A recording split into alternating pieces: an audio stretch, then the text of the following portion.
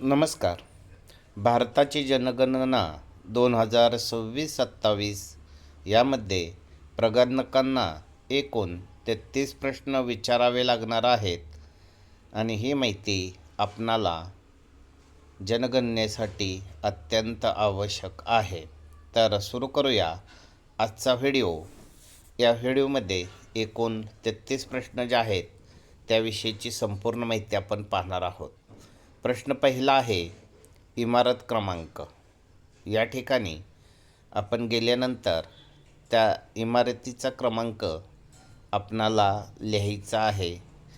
यानंतर त्या इमारतीमध्ये असणारं जे घर आहे त्या घराला दिले जाणारे क्रमांक या ठिकाणी आपल्याला आकृती चित्रामध्ये घर क्रमांक 13 आणि 14 दिसत आहेत. या पद्धतीने घर क्रमांक द्यावा लागणार आहे. हा घर क्रमांक दिल्यानंतर घराची जी फरशी आहे फ्लोअर, त्या फरशीचे साहित्य कोणत्या प्रकारचे आहेत तर त्या फरशीचे साहित्य आपणाला योग्य ते नमूद करायचे आहे. यानंतर घराच्या ज्या भिंती आहेत त्या भिंतीचं स्वरूप आपणाला कोणत्या प्रकारचं आहे ते लिहावं लागणार आहे. यानंतर घराच्या छताचे साहित्य म्हणजे घराचं जे छत आहे ते कोणत्या प्रकारचं आहे त्याची नोंद घ्यावी लागणार आहे. यानंतर घराचा वापर म्हणजे घर जे आहे त्याचा वापर राहण्यासाठी आहे किंवा एखादी बँक वगैरे त्या ठिकाणी असेल तर तो प्रकार त्या ठिकाणी आपल्याला लिहावा लागणार आहे. त्यानंतर घराची जी स्थिती आहे म्हणजे ते घर योग्य आहे राहण्यासाठी किंवा अयोग्य आहे ते आपणास त्या ठिकाणी नोंद करावी लागेल. त्यानंतर आपणाला त्या घराला कुटुंब क्रमांक द्यावा लागणार आहे.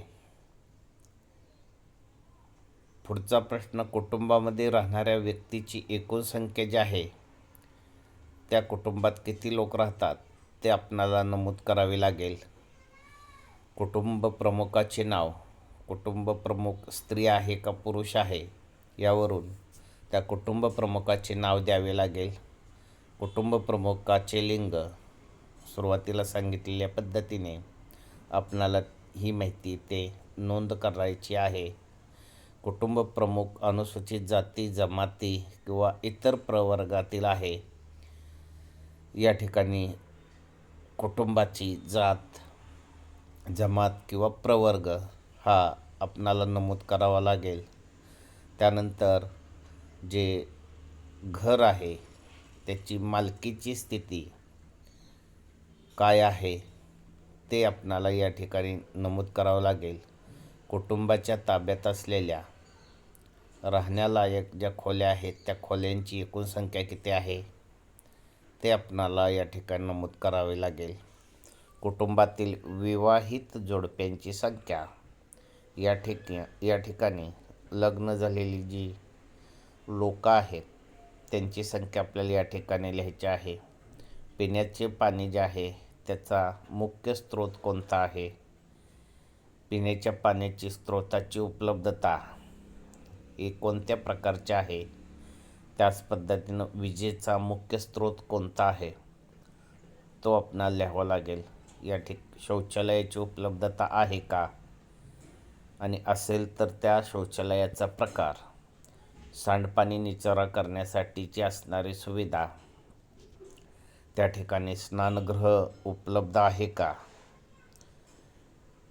यानंतर स्वयंपाकघर आणि LPG आणि PNG कनेक्शन आहे का. आपल्या घरामध्ये स्वयंपाकघर वेगळं आणि LPG किंवा PNG कनेक्शन असेल तर ती माहिती या ठिकाणी भरायची आहे.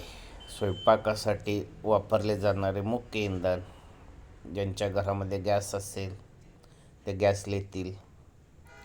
काही ठिकाणी लाकूड हे इंधन वापरलं जाते. अशा प्रकारची माहिती आपणाला त्या ठिकाणी पूर्ण करायची आहे. रेडिओ किंवा ट्रान्झिस्टर आहे का, म्हणजे त्या घरामध्ये असणाऱ्या ज्या व्यक्ती आहेत त्या रेडिओ किंवा ट्रान्झिस्टर वापरतात का?